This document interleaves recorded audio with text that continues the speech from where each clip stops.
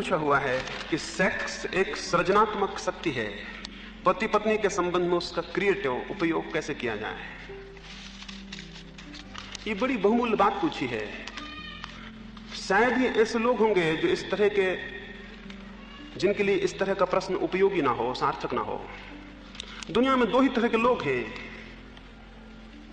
एक वे लोग हैं जो सेक्स काम की शक्ति से पीड़ित हैं, और एक वे लोग हैं जिन्होंने काम की शक्ति को प्रेम की शक्ति में परिणत कर लिया है।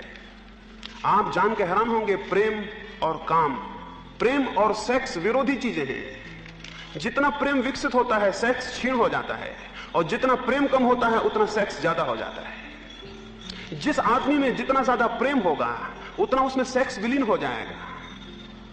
अगर आप परिपूर्ण प्रेम से भर जाएंगे, आपके भीतर सेक्स जैसी कोई चीज नहीं रह जाएगी। और अगर आपके भीतर कोई प्रेम नहीं है तो आपके भीतर सब सेक्स है। सेक्स की जो शक्ति है उसका परिवर्तन, उसका उदात्तीकरण प्रेम में होता है। इसलिए अगर सेक्स से मुक्त होना है तो सेक्स को दबाने से कुछ भी ना होगा। उसे दबा के कोई पागल हो सकता है, और दुनिया में जितने पागल हैं उसमें से 100 में से 90 संख्या उन लोगों की है जिन्होंने सेक्स की शक्ति को दबाने की कोशिश की है।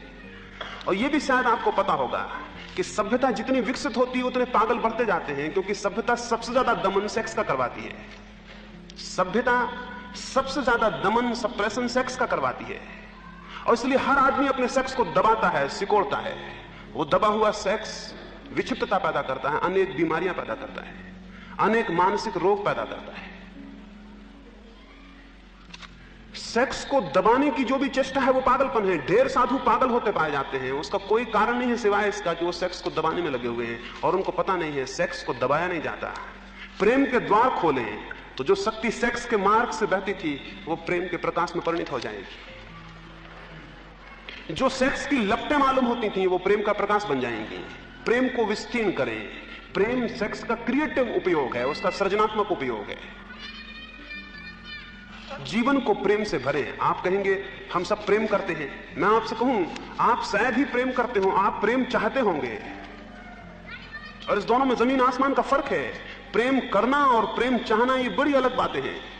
हम में से अधिक लोग बच्चे ही रहकर मर जाते हैं, क्योंकि हर एक आदमी प्रेम चाहता है।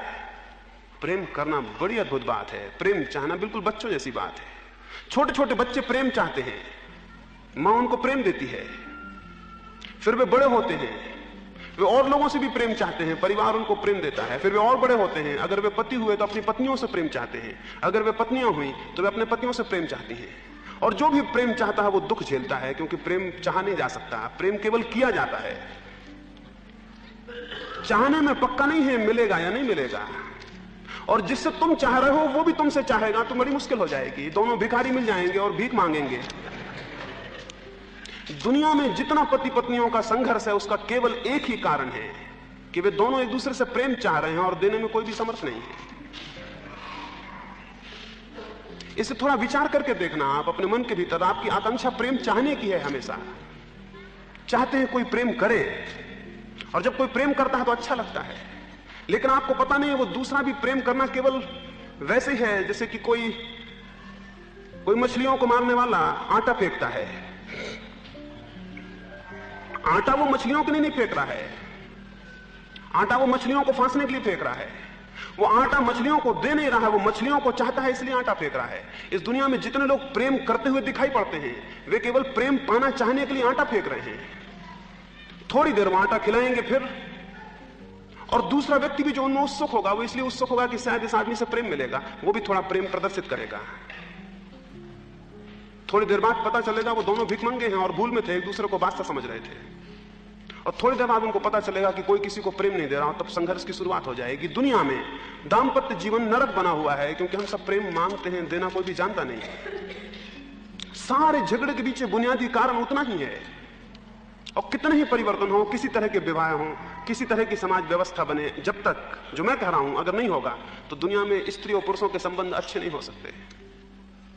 उनके अच्छे होने का एक ही रास्ता है कि हम ये समझें कि प्रेम दिया जाता है, प्रेम मांगा नहीं जाता, सिर्फ दिया जाता है। जो मिलता है वो प्रसाद है, वो उसका मूल्य नहीं है।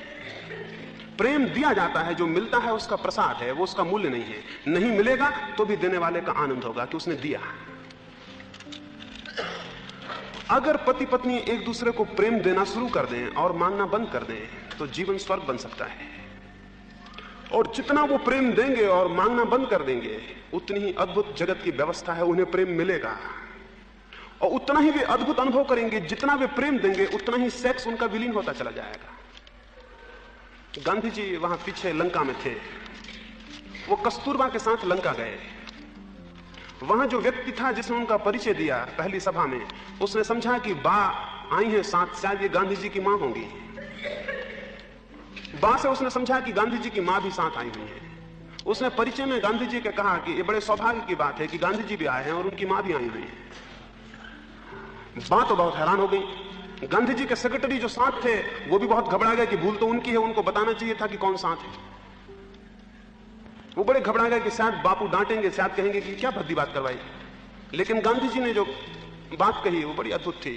उन्होंने कहा कि मेरे इन भाई ने मेरा जो परिचय दिया है उसने भूल से एक सच्ची बात कह दी है। कुछ वर्षों से बा मेरी पत्नी नहीं है, मेरी मां हो गई है।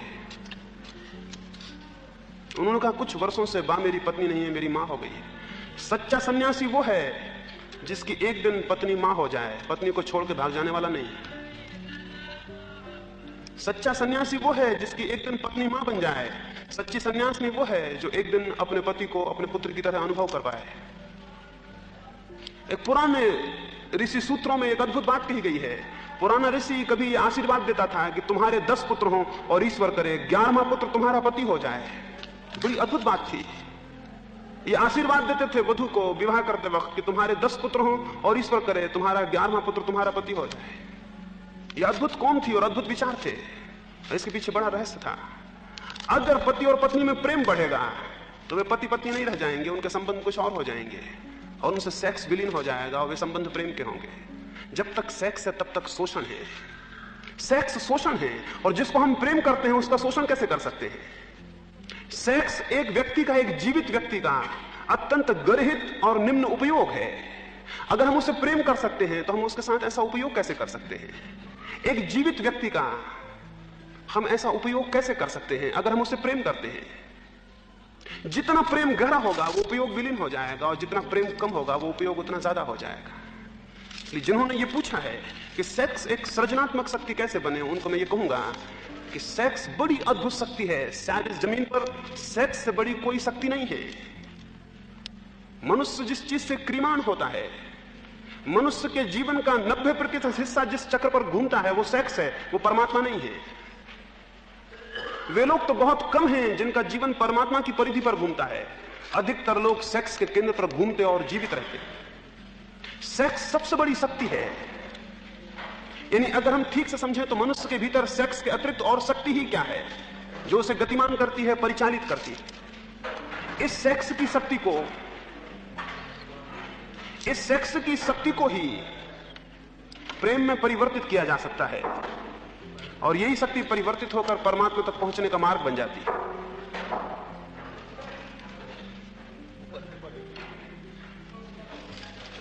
ये इसलिए ये स्मरणीय है कि धर्म का बहुत गहरा संबंध सेक्स से है, लेकिन सेक्स के दमन से नहीं जैसा समझा जाता है, सेक्स के सब्लिमेशन से।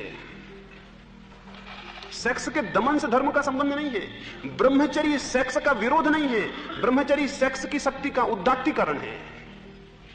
सेक्स की ही शक्ति ब्रह्म की शक्ति में परिवर्तित हो जाती है। वही शक्ति जो नीचे की तरफ बहती थी, अधोगामी थी, ऊपर की तरफ गतिमान हो जाती है। सेक्स ऊर्ध्वगामी हो जाए तो परमात्मा तक पहुंचाने वाला बन जाता है और सेक्स अधोगामी हो तो संसार में ले जाने का कारण होता है। वो प्रेम से परिवर्तन होगा। प्रेम करना सीखें। और प्रेम करने का मतलब अभी हम जब आगे भावनाओं के संबंध में बात करेंगे तो आपको पूरी तरह समझ में आ सकेगा कि प्रेम करना कैसे सीखें। लेकिन इतना मैं अभी फिलहाल कहूं। पूछा है कि संत या साधु मिलजुल कर एक टीम के रूप में काम क्यों नहीं करते। बहुत अच्छा पूछा है।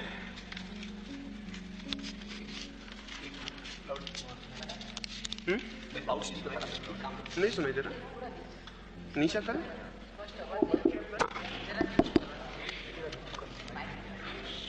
कि संत लोग, वे लोग जिन्हें सत्य उपलब्ध हुआ है, एक साथ मिलजुल कर काम क्यों नहीं करते। मैं आपको कहूं कि संतों ने आज तक मिलजुल कर ही काम किया है, और मैं आपको यह भी कहूं कि न केवल जीवित संतों ने मिलजुल कर काम किया है, लेकिन 2500 वर्ष पहले जो संत मर गए हैं वो भी उनके साथ आज काम कर रहे हैं जो जिंदा हैं।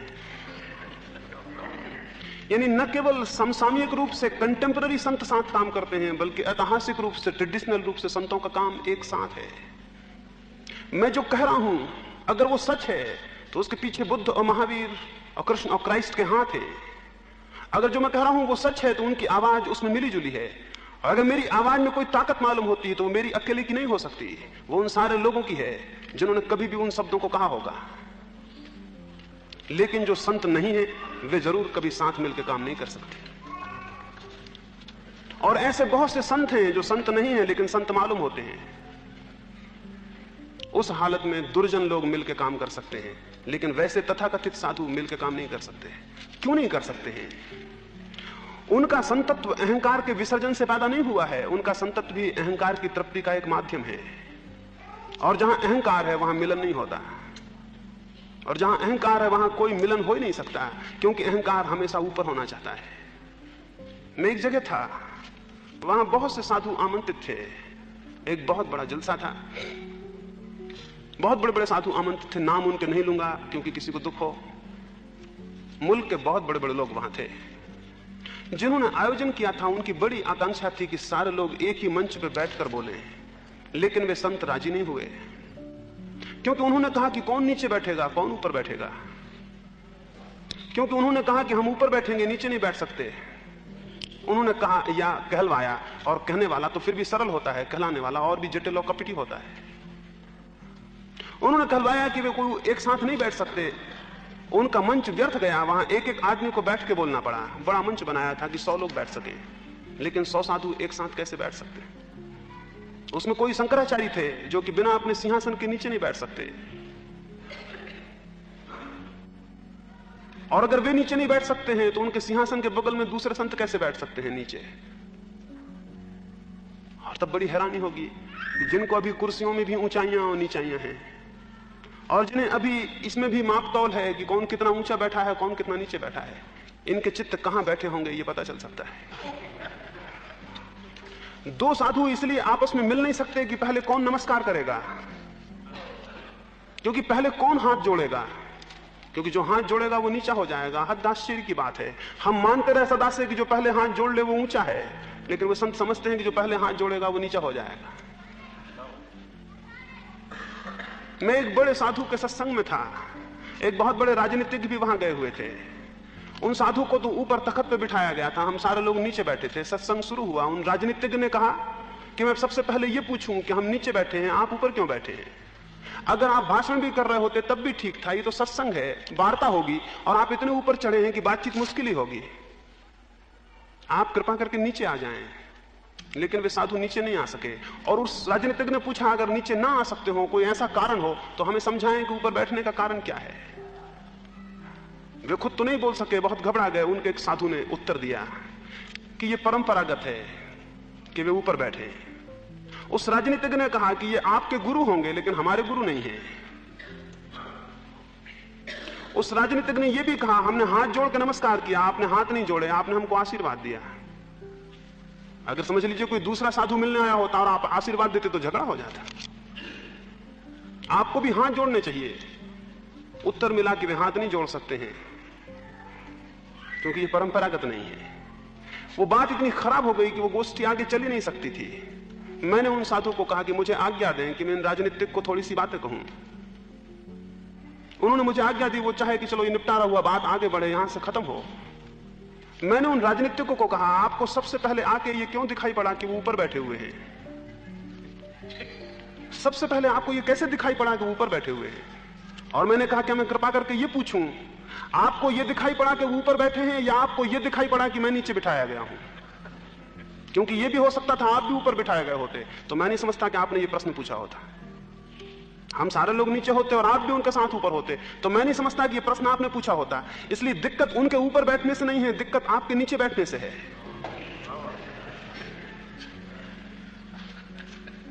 उन राजनीतिज्ञ ने मेरी तरफ देखा।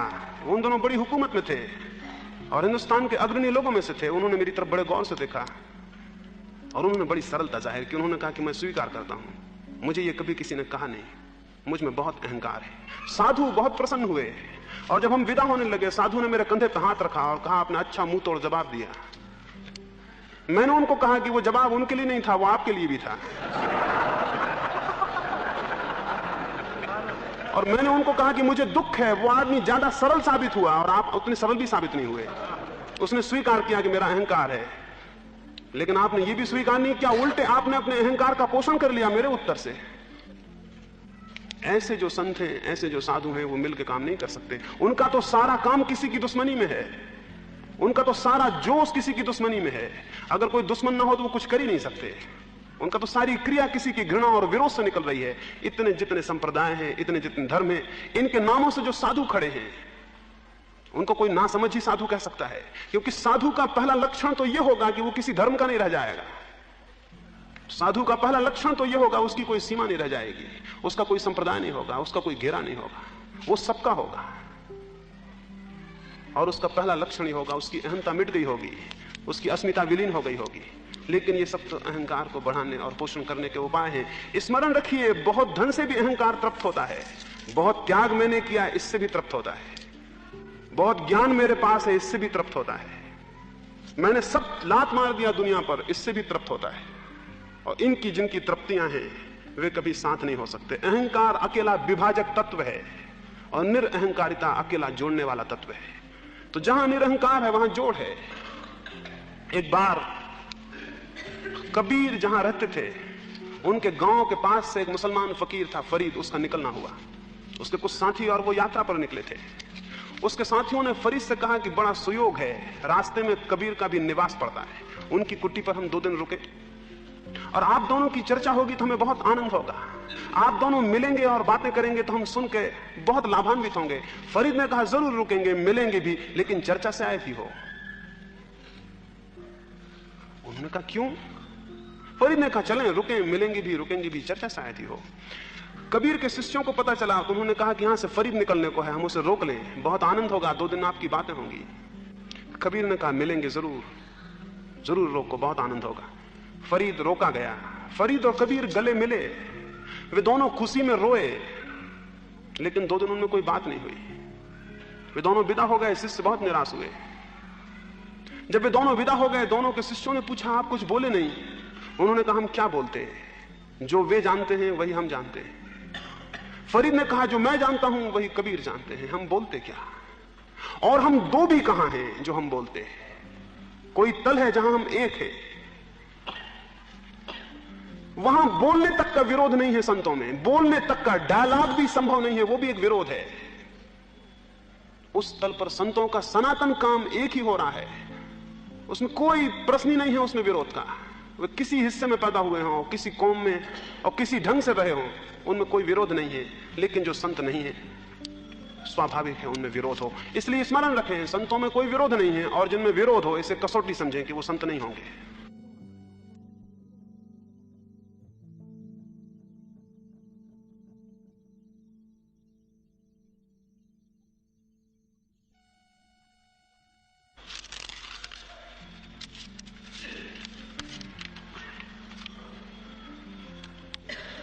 पूछा है कि आपका अंतिम ध्येय या लक्ष्यांक क्या है? मुझसे पूछा है कि मेरा क्या लक्ष्य है। मेरा कोई लक्ष्य नहीं है, इसलिए कोई लक्ष्य नहीं है, इसे थोड़ा समझना जरूरी है।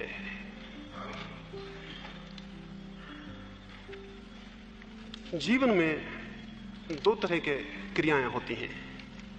एक क्रिया होती है जो वासना से उद्भूत होती है, एक क्रिया होती है जो वासना से उद्भूत होती है, उसमें लक्ष्य होता है। और एक क्रिया होती है जो प्रेम से या करुणा से उद्भूत होती है, उसमें कोई लक्ष्य नहीं होता। अगर किसी मां से कोई पूछे कि तुम अपने बच्चे को प्रेम करती हो, इसमें लक्ष्य क्या है, तो मां क्या कहेगी? मां कहेगी, लक्ष्य का कोई पता नहीं, बस हम प्रेम करते हैं और प्रेम करना आनंद है। यूं भी नहीं कि आज प्रेम करेंगे तो कल आनंद मिलेगा। प्रेम किया वो आनंद था। तो एक तो क्रिया होती है जो वासना से उद्भूत होती है। मैं यहां बोल रहा हूं, मैं इसलिए बोल सकता हूं कि इस बोलने से मुझे कुछ मिलेगा। फिर चाहे वो मिलना रुपए के सिक्कों में हो, यश के सिक्कों में हो, आदर के सिक्कों में हो, प्रतिष्ठा के रूप में हो, वो मिलना किसी रूप में हो, मैं इस कारण से बोल सकता हूं कि मुझे कुछ मिलेगा तो वो लक्ष्य होगा। मैं केवल इस कारण से बोल सकता हूं कि मैं बिना बोले नहीं रह सकता, कुछ हुआ है भीतर और वो बटने को उत्सुक है। मैं इसलिए बोल सकता हूं जैसे कि फूल खिल जाते हैं और अपनी गंध फेंक देते हैं, उनसे कोई पूछे लक्ष्य क्या है, कोई भी लक्ष्य नहीं है। वासना से कुछ क्रियाएं उद्भूत होती हैं तब उनमें लक्ष्य होता है, करुणा से भी कुछ क्रियाएं उद्भूत होती हैं तब उनमें कोई लक्ष्य नहीं होता। और इसलिए वासना से जो क्रियाएं उद्भूत होती हैं उनसे कर्म बंध होता है, और करुणा से जो क्रियाएं उद्भूत होती हैं उनसे कर्म बंध नहीं होता। जिस क्रिया में लक्ष्य होगा उसमें बंध होगा, और जिस क्रिया में कोई लक्ष्य नहीं होगा उसमें बंध नहीं होगा। और ये जान के आप हैरान होंगे, आप बुरा काम बिना लक्ष्य के नहीं कर सकते हैं। ये एक अद्भुत बात है। पाप में हमेशा लक्ष्य होगा, पुण्य में कोई लक्ष्य नहीं होता है। और जिस पुण्य में भी लक्ष्य हो वो पाप का ही रूप है। पाप में हमेशा लक्ष्य होता है, बिना लक्ष्य के कोई पाप नहीं कर सकता। लक्ष्य के रहते भी करने में मुश्किल पड़ती है, बिना लक्ष्य के तो कर ही नहीं सकता। मैं आपकी बिना लक्ष्य के हत्या नहीं कर सकता हूं कि क्यों करूंगा। पाप बिना लक्ष्य का कभी नहीं हो सकता, क्योंकि पाप करुणा से कभी नहीं हो सकता। पाप हमेशा वासना से होगा, वासना में हमेशा लक्ष्य होगा। कुछ पाने की आकांक्षा होगी, कुछ क्रियाएं हैं जिनमें पाने की कोई आकांक्षा नहीं होती। महावीर को केवल उत्पन्न हुआ, उसके बाद वे 40-45 वर्षों तक सक्रिय थे। पूछा जा सकता है उतने दिन उन्होंने क्रिया की, उसका बंध क्यों नहीं हुआ। उतने दिन तक वे काम तो कर ही रहे थे, भोजन भी करते थे, जाते भी थे, आते भी थे, बोलते भी थे, बताते भी थे। 40-45 वर्षों तक निरंतर सक्रिय थे, तो उस क्रिया का उन पर फल क्यों नहीं हुआ। बुद्ध को निर्वाण उपलब्ध हुआ, उसके बाद वो भी 40 वर्षों तक सक्रिय थे, उसका बंध क्यों नहीं हुआ। क्योंकि उस सक्रियता में कोई लक्ष्य नहीं था। लक्ष्य शून्य क्रियाएं थी, वे मात्र करुणा थी। मैं कई दफा सोचता हूं कि मैं आपसे क्यों बोल रहा हूं, इसमें क्या प्रयोजन हो सकता है। मुझे कोई प्रयोजन खोजे नहीं मिलता, सिवाय इसके कि मुझे कुछ दिखाई पड़ रहा है, और ये एक मजबूरी है कि उसे बिना कहे नहीं रहा जा सकता। क्योंकि उसे बिना कहे केवल वही रह सकता है जिसमें हिंसा शेष रह गई हो, वो हिंसा होगी। मैंने सुबह आपको एक कहानी कही, अगर आपके हाथ में एक सांप को लिए हुए मैं देखूं और आपसे बिना कुछ कहे अपने रास्ते चला जाऊं कि मेरा लक्ष्य क्या है, तो यह तभी संभव है जब मेरे भीतर अति हिंसा हो, अति क्रूरता हो। अन्यथा मैं कहूंगा कि सांप है, इसे छोड़ दें। और कोई अगर मुझसे पूछे कि आप क्यों कह रहे हैं कि ये सांप है, इसे छोड़ दें, आपका क्या लक्ष्य है, तो मैं कहूंगा कोई भी लक्ष्य नहीं है सिवाय इसके कि मेरी अंतरात्मा को संभव नहीं है कि इस स्थिति में बिना कहे रह जाए। यानी उत्प्रेरणा बाहर नहीं है कि कोई लक्ष्य हो, प्रेरणा आंतरिक है जिसका कोई लक्ष्य नहीं होता है। हैरान होंगे आप, जब भी लक्ष्य होता है तो प्रेरणा कहीं बाहर होती है, और जब कोई लक्ष्य नहीं होता तो प्रेरणा कहीं भीतर होती है। यानी कुछ चीजें होती हैं जो हमें खींचती हैं तब लक्ष्य होता है, और कुछ चीजें होती हैं जो हमें भीतर से धकाती हैं तब कोई लक्ष्य नहीं होता। करुणा और प्रेम हमेशा लक्ष्य शून्य है, और वासना और इच्छा हमेशा लक्ष्य पूर्ण है। इसलिए ज्यादा ठीक होता है कहना कि वासना खींचती है, खींचती है बाहर से, जैसे मैं रस्सी बांध के आपको खींचूं। ये खींचना है, वासना खींचती है रस्सी की तरह, कोई बांध ले और खींचे। इसलिए वासना जिसके भीतर है उसे हमारे ग्रंथ पशु कहते हैं। पशु का अर्थ है जो पास से बंधा है, जो किसी चीज से बंधा है और खींचा जा रहा है। पशु का मतलब जानवर, एनिमल नहीं है। पशु का मतलब है जो किसी पास से बंधा है और खींचा जा रहा है। तो जब तक हमें कोई लक्ष्य खींच रहा है कोई वासना का, तब तक हम पास से बंधे हैं और पशु हैं, और मुक्त नहीं है। मुक्ति जो है पशु का विरोधी शब्द है, मोक्ष जो है पशुता का विरोधी शब्द है। क्योंकि पशु का अर्थ है बंधन में बंधे हुए खींचे जाना, और मुक्त का अर्थ है किसी बंधन से ना खींचना, अपने भीतर से गति को उत्पन्न कर लेना। मुझे कोई लक्ष्य नहीं है, इसलिए अगर इसी वक्त मेरा प्राण निकल जाए तो मुझे एक क्षण को भी ऐसा नहीं लगेगा कि कोई काम अधूरा रह गया। अगर इसी वक्त मर जाऊं यहीं बैठे बैठे, तो एक क्षण को भी ये ख्याल नहीं आएगा कि जो बात मैं कह रहा था वो अधूरी रह गई, क्योंकि कोई काम तो था ही नहीं, उसमें कुछ पूरा करने का कोई प्रश्न नहीं था। जब तक सांस थी वो काम पूरा हुआ, नहीं सांस रही तो वो काम वहीं रह गया, उसमें कोई प्रयोजन नहीं था, कुछ अधूरा नहीं रहा। कोई लक्ष्य नहीं है सिवाय इसके कि अंतः प्रेरणा है, एक आंतरिक मजबूरी है, एक आंतरिक व्यवस्था है, और वो उससे जो कुछ होगा वो होगा। ऐसी स्थिति को हम अपने मुल्क में ये कहते हैं कि ऐसे व्यक्ति ने अपने को ईश्वर के हाथ में सौंप दिया, अब ईश्वर की जो मर्जी हो उससे करा ले, उसका अपना कोई लक्ष्य नहीं है। ये कहने का ढंग भर है कि ईश्वर की मर्जी जो हो उससे करा ले, इसका मतलब केवल इतना ही है कि उसका अपना कोई लक्ष्य नहीं रहा, उसने अनंत सत्ता के हाथ में अपने जीवन को छोड़ दिया। अब जो होगा वो होगा, वो अनंत सत्ता की जिम्मेवारी है, उसकी अपनी कोई जिम्मेवारी नहीं है। ये जो आपने पूछा ये अच्छा ही पूछा। इस माध्यम से मैं आपसे यह कहना चाहूंगा कि जीवन को वासना से करुणा में परिणित करें, एक ऐसा जीवन बनाएं जिसमें लक्ष्य तो न रह जाए, एक अंतः प्रेरणा प्रविष्ट हो जाए। एक ऐसा जीवन बनाएं जिसमें कुछ पाने की तो आकांक्षा न रह जाए, कुछ देने की आकांक्षा प्रबल हो जाए, जिसको मैंने प्रेम कहा। पाना नहीं, देना। और प्रेम में कोई लक्ष्य नहीं होता सिवाय इसके कि हम देते हैं। जिसको मैंने प्रेम कहा उसको ही मैंने दूसरे शब्दों में करुणा कहा। तो आप कह सकते हैं कोई लक्ष्य नहीं है सिवाय इसके कि प्रेम है, और प्रेम का कोई लक्ष्य नहीं होता, क्योंकि प्रेम स्वयं अपना लक्ष्य है।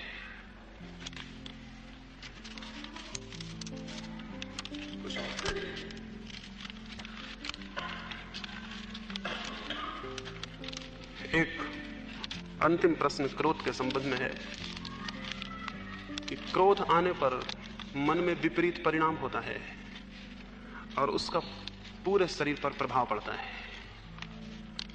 इस स्थिति में शरीर में किस ग्रंथि का निर्माण होता है? सुबह मैंने बात की है, मैं आपको यह कहा हूं, क्रोध तो केवल एक उदाहरण के लिए लिया था। सारे भावावेग शक्तियां हैं, और अगर उन शक्तियों का कोई सृजनात्मक उपयोग न हो तो वे शरीर के किसी अंग को, चित्त की किसी स्थिति को विकृत करके अपनी शक्ति को व्यय कर लेते हैं। शक्ति का व्यय होना जरूरी है। जो शक्ति बिना व्यय की हुई भीतर रह जाएगी वो ग्रंथि बन जाएगी। ग्रंथि का मतलब वो गांठ बन जाएगी, वो बीमारी बन जाएगी। समझें, क्रोध की ही बात नहीं है। अगर मेरे भीतर प्रेम देना हो और मैं प्रेम ना दे पाऊं किसी को, तो प्रेम गांठ बन जाएगा। अगर मेरे भीतर क्रोध हो और मैं क्रोध ना कर पाऊं तो क्रोध गांठ बन जाएगा। अगर मेरे भीतर भय पैदा हो और मैं भय प्रकट ना कर पाऊं तो भय गांठ बन जाएगा। सारे भावावेश भीतर एक शक्ति को उत्पन्न करते हैं, उस शक्ति का निष्कासन चाहिए। निष्कासन दो तरह से हो सकता है, एक नेगेटिव रास्ता है, एक नकारात्मक रास्ता है। जैसे एक आदमी को क्रोध आया, नकारात्मक रास्ता यह है कि वो गया और उसने पत्थर चलाए, लकड़ी मारी, गालियां बकी। ये नकारात्मक इसलिए है कि इसकी शक्ति तो वह हुई, लेकिन फल इसे कुछ भी नहीं मिला। फल ये मिलेगा कि जिसको ये गाली देगा वो दुगनी वजन की गाली इसको लौटाएगा। जिसको ये पत्थर मारेगा उसके भीतर भी क्रोध पैदा होगा, और वो भी सामान्य आदमी है, उसका भी नकारात्मक ढंग होगा क्रोध को प्रकट करने का, वो भी लकड़ी उठाएगा। अगर आपने किसी के पत्थर मारा है तो बड़ा पत्थर आपको मारेगा। क्रोध का नकारात्मक उपयोग और क्रोध को पैदा करेगा। शक्ति वह होगी, फिर से क्रोध पैदा होगा, और नकारात्मक आदत फिर क्रोध करवाएगी, फिर शक्ति वह होगी, फिर विपरीत उत्तर में फिर क्रोध पैदा होगा। क्रोध की श्रृंखला अनंत होगी, उसमें केवल शक्ति ही वह होती जाएगी, परिणाम कुछ भी नहीं होगा। क्रोध की श्रृंखला को तभी आप तोड़ सकते हैं जब आप क्रोध का कोई सक्रिय उपयोग कर लें, कोई सृजनात्मक उपयोग कर लें। इसलिए महावीर ने कहा है, जो घृणा करता है वो घृणा उत्तर में पाता है, जो क्रोध करता है वो क्रोध को पैदा करता है, जो वैर करता है वो वैर को जन्म देता है। और इस श्रृंखला का कोई अंत नहीं है, और इसमें केवल शक्ति ही वह हो सकती है। परिणाम क्या हो सकता है समझ लें। मैं क्रोध करूं, आप उत्तर में मुझे क्रोध दें, मैं फिर पुनः क्रोध करूं, आप फिर उत्तर में मुझे क्रोध दें, परिणाम क्या होगा? हर क्रोध मुझे छीन करेगा और मेरी शक्ति को वह कर जाएगा। इस वजह से सभ्यता ने नियम बनाया कि क्रोध मत करो। इस वजह से सभ्यता ने नियम बनाया कि किसी पर क्रोध जाहिर मत करो। ये नियम तो अच्छा है, इससे क्रोध जाहिर तो नहीं होगा, श्रृंखला तो नहीं बनेगी, लेकिन वो शक्ति मेरे भीतर, वो शक्ति का वेग घूमेगा, वो कहां जाएगा? वो कहां जाएगा? पशुओं की आंख आपने देखी है, खूंखार से खूंखार पशु की आंख आपसे ज्यादा निर्मल होती है। एक हिंसक पशु की आंख भी मनुष्य की आंख से ज्यादा निर्मल होती है। क्या बात है, वहां दमित वेग कुछ भी नहीं है। क्रोध आता है तो उसे प्रकट करता है, चिल्लाता है, आवाज करता है, हमला करता है, निकाल देता है। वो सभ्य नहीं है, उसका जो होता है निकाल देता है। बच्चों की आंखों में जो निर्मलता होती है उसका क्या कारण है? उनको जो होता है उसे वो निकाल देते हैं, उनकी कोई ग्रंथियां पैदा नहीं होती। अगर उन्हें क्रोध आता है तो क्रोध निकाल देते हैं, अगर ईर्षा होती है तो ईर्षा निकाल देते हैं, अगर किसी बच्चे का खिलौना छीनना है तो उसको छीन लेते हैं। दमन नहीं है बच्चे के जीवन में, इसलिए सरलता मालूम होती है, और आपके जीवन में दमन है इसलिए जटिलता शुरू हो जाती है। ग्रंथकार से कॉम्प्लेक्सिटी, कुछ भीतर होता है, कुछ आप बाहर दिखाते हैं। वो जो शक्ति नहीं निकल पाती वो कहां जाएगी? वो ग्रंथि बन जाती। ग्रंथि का मेरा मतलब है वो गांठ की तरह आपके चित्त में या आपके शरीर में अवरुद्ध हो जाती है। जैसे नदी में कोई पानी का हिस्सा बर्फ के टुकड़े बन के बहने लगे, तो जितने बड़े बड़े टुकड़े होते जाएंगे नदी की धार उतनी कुंठित होती जाएगी। अगर सब बर्फ हो जाए तो नदी जम के वहीं समाप्त हो जाएगी। तो हम उन नदियों की तरह हैं जिनके भीतर बड़े बड़े बर्फ के टुकड़े बह रहे हैं, उनको पिघलाना जरूरी है। वो ग्रंथियों से मेरा मतलब है कि वो जो बर्फ के बड़े बड़े टुकड़े हमारे जीवन में बह रहे हैं, हमारे घृणा के, हमारे क्रोध के, हमारे सेक्स के जो दमित वेग थे, उन्होंने हमारे भीतर बर्फ के बड़े बड़े टुकड़े पैदा कर दिए। अब वो हमारी धार को बहने नहीं देते। कुछ की तो धारें ऐसी हैं कि सब बर्फ ही बर्फ हो गया है, वहां कोई धार ही नहीं है। उसको पिघलाने की जरूरत है, और उसको पिघलाने के लिए मैंने कहा सृजनात्मक उपयोग करना चाहिए। और सृजनात्मक उपयोग के लिए मैंने दो रास्ते बताए। एक तो पिछले वेग को कैसे विसर्जित करें, और नए वेग का कैसे सृजनात्मक उपयोग करें। अब ये देखिए, आप छोटे बच्चे हैं, उनमें बड़ा वेग होता है, बड़ी शक्ति होती है। अगर उनको आप घर में छोड़ते हैं तो वो इस चीज को उठाते हैं, उसको पटकते हैं, ये चीज तोड़ते हैं, वो चीज फोड़ते हैं। आप उनको कहते हैं ये मत करो, ये मत करो। आप उनसे ये तो कहते हैं ये मत करो, लेकिन आप ये कभी नहीं कहते कि फिर क्या करो। और आपको ये पता नहीं है कि जब एक बच्चा एक गिलास को उठा के पटक रहा है तो क्यों पटक रहा है। उसके भीतर शक्ति है, और शक्ति निकास मांगती है। अब कुछ नहीं मिलता तो एक गिलास को पटक रहा है। उस गिलास को पटकने से उसकी शक्ति निकसित होती, निकलती। लेकिन आपने कहा गिलास मत तोड़ देना, और वो गिलास तोड़ने से रुक गया। वो बाहर गया, उसने फूल तोड़ने चाहा, आपने कहा देखो फूल मत छू लेना, वो फूल भी नहीं छू पाया। अंदर गया, उसने किताब उठाई, आप बोले देखो किताब खराब मत कर देना। तो आपने उसे ये तो बताया कि क्या मत करना, आपने ये उसे नहीं बताया कि अब क्या करो। ये बच्चे में ग्रंथियां शुरू हो गई, कॉम्प्लेक्सेस पैदा होने शुरू हो गए। अब इसमें गांठें पड़ती चली जाएंगी, ये एक दिन गांठ ही गांठ रह जाएगा। इसके भीतर ये ना करो, वो ना करो, ये सब रहेगा। क्या करो इसे कुछ समझ में नहीं आएगा। मेरा कहना यह है सृजनात्मक उपयोग का, इसे ये बताओ कि क्या करो। अगर ये गिलास उठा के पटक रहा है, इसका मतलब है कि इसके पास शक्ति है, वो कुछ करना चाहता है। आपने कह दिया ये मत करो, इससे बेहतर था आप इसे मिट्टी देते हो, कहते गिलास बनाओ, इसी गिलास की तरह गिलास बनाओ। तो ये सृजनात्मक उपयोग होता है। मेरी आप बात समझे। ये फूल तोड़ने गया था, इसे आप कागज पकड़ा देते और कहते कि इसी तरह का फूल बनाओ, तो ये सृजनात्मक उपयोग होता है। ये किताब फाड़ रहा था, किताब उठाया था, इसे आपको कुछ देना चाहिए था, कुछ शक्ति का उपयोग करता। अभी शिक्षा बिल्कुल ही असृजनात्मक है, क्रिएटिव नहीं है। इसलिए बच्चों का जीवन बचपन से खराब हो जाता है। और हम सब बिगड़े हुए बच्चे हैं, हम सब बिगड़े हुए बच्चे हैं। हम बड़े हो गए हैं, बस इतनी भूल है, बाकी हम बिगड़े हुए बच्चे हैं जिनका सब बचपन से सब बिगड़ा हुआ है, और फिर हम जीवन भर वही बिगड़ा हुआ सब करते चले जाते हैं। तो मैंने जो कहा क्रिएटिविटी, सृजनात्मकता, उससे मेरा मतलब यह है कि जब भी शक्ति का उदय हो उसका कोई सृजनात्मक उपयोग करिए, जिससे कुछ बन जाए, कुछ निर्मित हो जाए, कुछ विनष्ट ना हो। अब एक आदमी जो निरंतर निंदा करता है किसी की,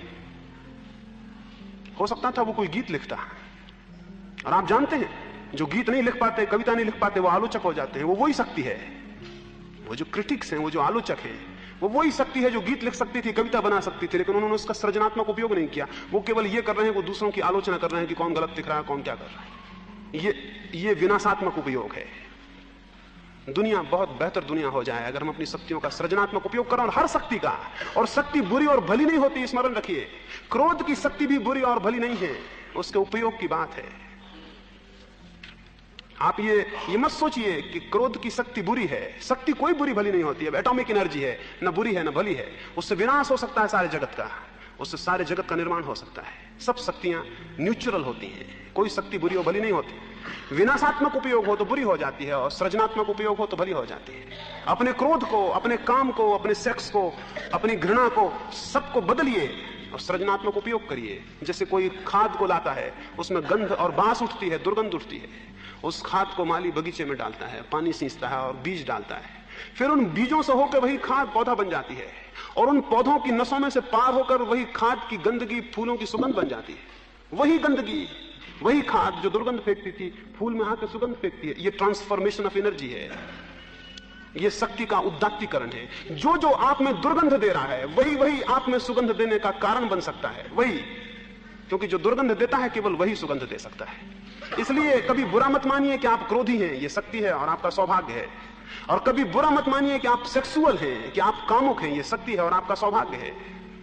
दुर्भाग्य ये होता है कि आप सेक्सुअल ना होते, दुर्भाग्य ये होता है कि आप में क्रोध ही ना होता, तो आप इंपोटेंट होते, तो आप पुंसत्वहीन होते, तो आप किसी मतलब के ना होते, क्योंकि आप में कोई शक्ति ना होती जिससे कुछ किया जा सके।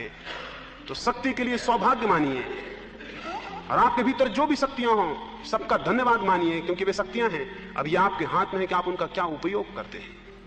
दुनिया के जितने महापुरुष हुए हैं सब एक्सट्रीम सेक्सुअलिस्ट थे। जितने दुनिया के महापुरुष हुए हैं सब अति कामुक थे। ये असंभव है अगर न रहे हो, अगर अति कामुक न होते महापुरुष नहीं हो सकते थे। गांधी जी को आप जानते हैं, अति कामुक थे, और जिस दिन उनके पिता की मृत्यु हुई, डॉक्टरों ने कह दिया कि पिता मरने को हैं, वो उस रात भी अपने पिता के पास नहीं बैठ सके। जब उनके पिता मरे तो अपनी पत्नी के पास सोए हुए थे, और डॉक्टर कहे कि पिता मरने को हैं, और उस रात भी वो पिता के पास नहीं बैठ सके। वो मरने को थे रात में, ये जाहिर ही था। गांधी जी को बहुत धक्का लगा इस बात से कि मैं कैसा आदमी हूं, मैं आदमी कैसा हूं। लेकिन धन्यवाद था उनका कि वे इतने कामुक थे। वही कामुकता उनका ब्रह्मचर्य बन गई, वही कामुकता। अगर वे उस रात पिता के पास बैठे रहते तो पक्का मानिए गांधी पैदा नहीं होता दुनिया में। हम में से अधिक बैठे ही रहते, रात क्या 2 रात बैठे रहते, पर गांधी पैदा नहीं होता। वो जो उस दिन दुर्गंध मालूम हुई होगी उनके चित्त को, वही बाद में उनके जीवन की सारी सुगंध बन गई। तो किसी शक्ति का अनादर मत करिए, अपने भीतर उठी किसी भी शक्ति का अनादर मत करिए, सौभाग्य मानिए, उसको परिवर्तित करने में लगिए। हर शक्ति बदल जाती है और हर शक्ति संपरिवर्तित हो जाती है, और जो आप में बुरा दिखता है वही सुगंध में और फूलों में परिणित हो जाता है। ये थोड़े से प्रश्नों की मैं चर्चा किया, कुछ 2-4 छूट गए हैं, उनको कल विचार कर लेंगे।